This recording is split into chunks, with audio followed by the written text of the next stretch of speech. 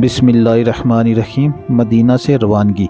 12 رمضان سن 2 ہجری کو بڑی عجلت کے ساتھ لوگ چل پڑے۔ جو جس حال میں تھا اسی حال میں روانہ ہو گیا۔ اس لشکر میں حضور صلی اللہ علیہ وسلم کے ساتھ نہ زیادہ ہتھیار تھے نہ فوجی راشن کی کوئی بڑی مقدار تھی، کیونکہ کسی کو گمان بھی نہ تھا کہ اس سفر میں کوئی بڑی جنگ ہوگی۔ مگر جب مکہ میں یہ خبر پھیلی کہ مسلمان مسلح ہو کر قریش کا قافلہ لوٹنے کے لیے مدینہ سے چل پڑے ہیں، تو مکہ میں ایک جوش پھیل گیا اور ایک دم کفار قریش کی فوج کا دل بادل مسلمانوں پر حملہ کرنے کے لیے تیار ہو گیا۔ جب حضور صلی اللہ علیہ وسلم کو اس کی اطلاع ہوئی تو آپ صلی اللہ علیہ وسلم نے صحابہ اکرام کو جمع فرما کر اس صورتحال سے آگاہ کیا اور صاف صاف فرما دیا کہ ممکن ہے اس سفر میں کفار قریش کے قافلے سے ملاقات ہو جائے، اور یہ بھی ہو سکتا ہے کہ کفار مکہ کے لشکر سے جنگ کی نوبت آ جائے۔ ارشاد گرامی سن کر حضرت ابوبکر صدیق و حضرت عمر فاروق رضی اللہ عنہ اور دوسرے مہاجرین نے بڑے جوش و خروش کا اظہار کیا،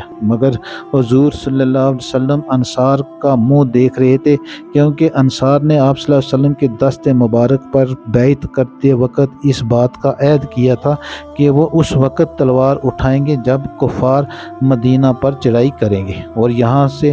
مدینہ سے باہر نکل کر جنگ کرنے کا معاملہ تھا۔ انصار میں سے قبیلہ خزرج کے سردار حضرت سعد بن عبادہ رضی اللہ عنہ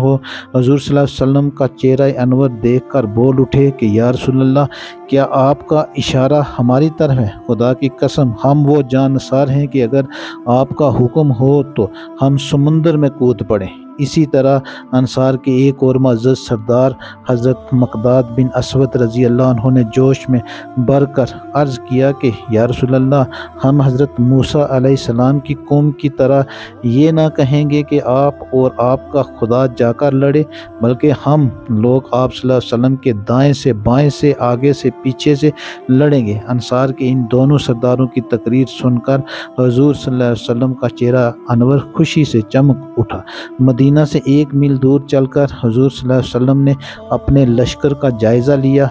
جو لوگ کم عمر تھے ان کو واپس کر دینے کا حکم دیا، کیونکہ جنگ کے پرخطر موقع پر بلا بچوں کا کیا کام۔